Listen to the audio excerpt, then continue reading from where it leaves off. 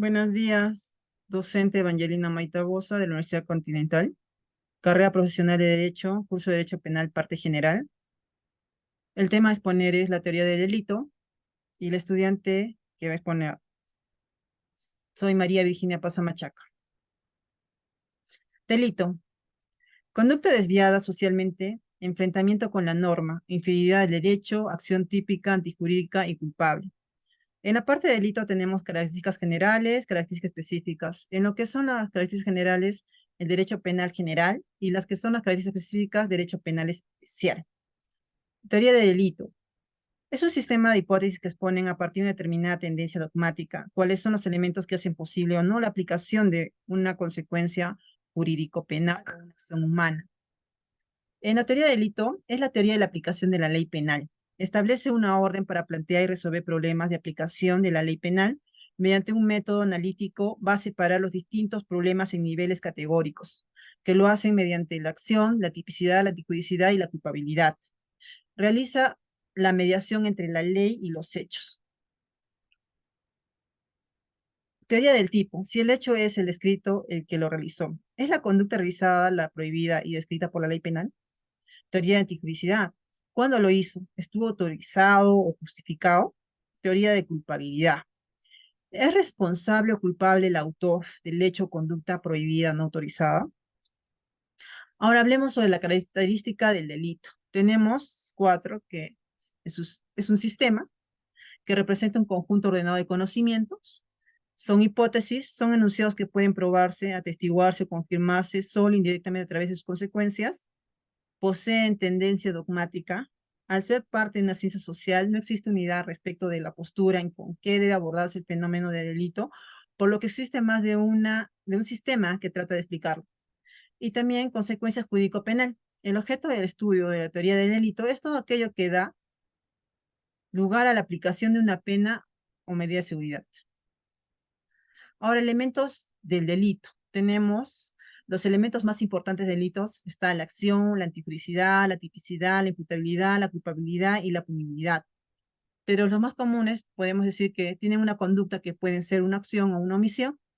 Tienen tipicidad, es decir, que incluyen los elementos que fundamentan lo injusto específico de una figura delictiva. Al ser antijurídica, lo que implica ser ilícita, contraria al derecho. Culpable, o sea, o al menos un autor o implicado. Ser punible, es decir, que no existan razones de conveniencia o político-criminales que examinan de pena. Sujetos de delito. Se le llama sujetos de delito o agentes del delito a las personas que cometen el delito y también a aquellas que resultan perjudicadas directamente con la comisión del delito. Ya sea que se trate de uno o del otro, los sujetos del delito son reconocidos de distinta forma dependiendo de la redacción de la ley para cada tipo de delito. Así son indeterminados cuando la ley no requiere una característica específica en ellos. En lo que son los elementos, o bueno, sujetos del delito, en sujetos de delito tenemos activo, sujeto pasivo, también tenemos la capacidad de personalidad de persona y sujeto de derecho, y personas jurídicas o colectivas. Hablemos un poco del sujeto activo del delito. El sujeto activo es la persona o personas que realizan la conducta típica contenida en la ley penal. Implica a la persona de manera individual, el estudio de su grado de interacción con el delito y es objeto de análisis en la autoría y participación. En el Código Penal se le reconoce por la frase el que mata a otro. Es en el artículo 106. O también se le puede reconocer en el artículo 188 que dice el que se apodere legítimamente de un bien mueble total o parcialmente ajeno. Ahora hablemos un poco del sujeto pasivo del delito. El sujeto pasivo es el titular del bien o interés jurídico afectado, el cual puede ser efectivamente lesionado o solo puesto en peligro. Un bien o interés pertenece a la persona colectiva o individual, a la sociedad o al Estado. Es así que el sujeto activo de delito puede ser una persona natural o persona jurídica. Como persona natural, delitos contra la vida, la libertad, el patrimonio. Y como persona jurídica tenemos delitos societarios contra el patrimonio, etcétera, incluido el Estado, delitos contra la administración pública. Es uno de los ejemplos más destacados. Ahora hablemos sobre la capacidad y personalidad persona y sujeto de derecho. ¿Qué se entiende por persona? Persona es aquel ser o ente con voluntad que tiene derechos y deberes fruto de su relación con sus semejantes. Ahora hablemos de la personalidad. La personalidad es la aptitud legal de un sujeto para ser titular de esos derechos y deberes. La personalidad es una cualidad jurídica, una condición para ser titular de esos derechos y deberes. La personalidad es esa aptitud que le otorga el ordenamiento jurídico a la persona. Ahora hablemos también sobre lo que es la capacidad.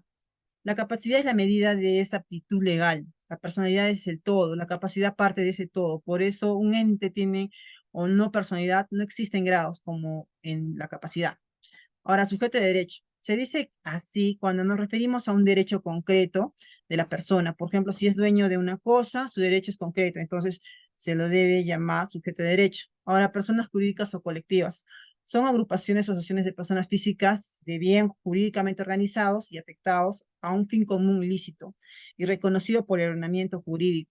Lo crea el hombre para satisfacer sus necesidades que no puede satisfacer en forma individual. Hablemos ahora sobre otro tema que viene a ser el objeto material de la acción. Es la persona o cosa sobre lo que recae la acción del sujeto activo. Personas individuales o colectivas, animales y cosas inanimadas.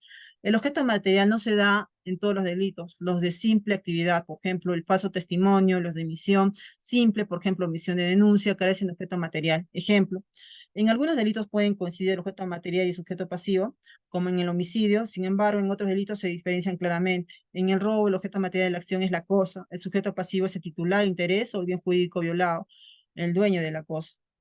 Ahora hablemos del objeto jurídico o bien jurídicamente protegido.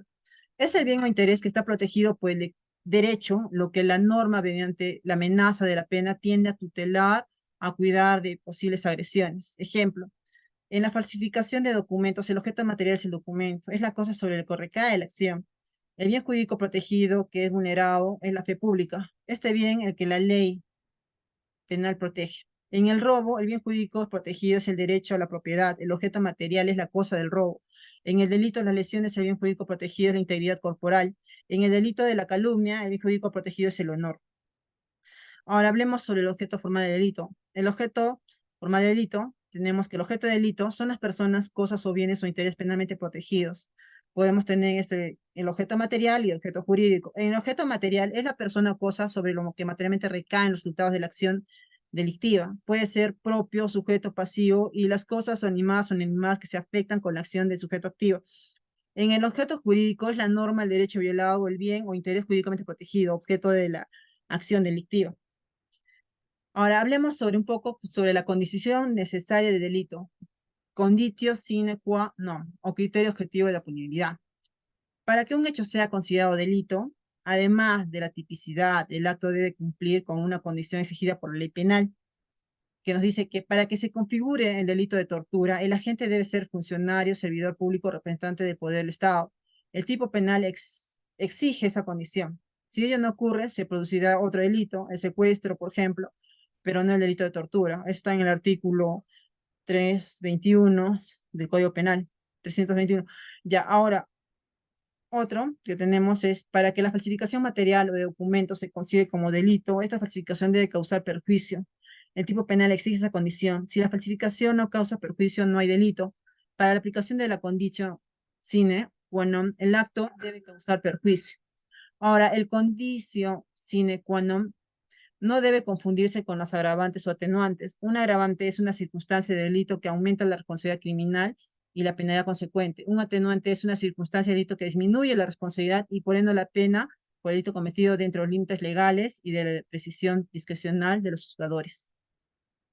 Gracias. Eso es todo sobre el tema de tipo, bueno, del delito, teoría del delito. Gracias, docente. Gracias, compañeros. A ver.